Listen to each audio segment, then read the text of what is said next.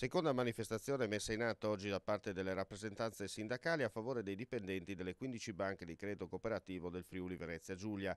Epicentro della protesta in provincia di Udine, piazza Chiodi a Manzano, di fronte alla sede della banca di Manzano. Roberto De Marchi, segretario regionale FIBA CISL. I tempi sono già cambiati per tutti, specie per i bancari. Se eravamo considerati una categoria di benestanti fino a tanti anni fa, ormai siamo molto peggio di tante altre categorie del lavoro. In questo caso siamo delle cooperative di credito che non vogliono riconoscere il contratto già scaduto e quindi da rinnovare. Vogliono portarci via parte di quello che era il nostro patrimonio di norme, di diritto e di retribuzione che hanno costituito il nostro motivo per cui anche siamo cooperative di credito dipendenti di questo movimento e per cui anche veniamo chiamati, e il movimento si definisce anche diverso dalle altre banche. Parole ribadite da Mattia Grion, segretario regionale FISAC CGIL. È una situazione seria, la congiuntura economica permane ancora ad un livello di crisi, d'altronde i dati di sistema che sono emersi anche questi giorni, oggi la notizia della chiusura delle aziende del commercio è emblematica.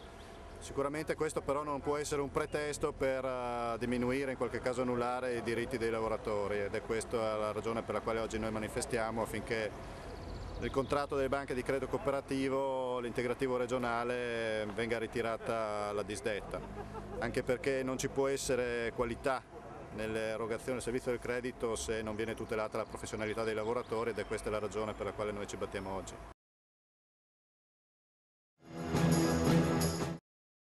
Vietato ai deboli di cuore. C'era una volta un paese chiamato Italia, dove tutto era possibile e niente impossibile. Un paese, anzi il bel paese, fatto di sprechi, caste e affini. Il Friuli orientale, fino al 1991, anno in cui iniziò la disgregazione della Jugoslavia e del blocco sovietico, era tappezzato di caserme, posti di controllo, bunker e case militari su tutto il suo territorio, a cavallo delle province di Udine e Gorizia. Sono passati 20 anni e di acqua sotto i ponti ne è arrivata. Oggi tali strutture sono state invase non dal nemico, ma da madre natura, la quale ha approfittato del sistema Italia per riprendersi ciò che l'uomo le aveva tolto. Queste opere sono vetuste e irrecuperabili, visti i costi per la loro riqualificazione a uso civile. Si dice che se i muri potessero parlare, molte teste salterebbero, molti conti correnti verrebbero a galla e via dicendo.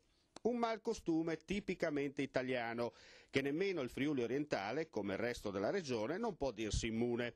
Si poteva ma non si è fatto. Il denaro c'era ma è finito in altri calderoni inutili. Oggi c'è la crisi, che fare? Come si dice dalle mie parti, il clip di mai a svel kai e l'aur all'us anche tal pantan. Tradotto nella lingua di Dante vuol dire il tiepido di maggio sveglia la lumaca e l'oro luccica anche nel pantano. Sotto la linea gotica risponderebbero così.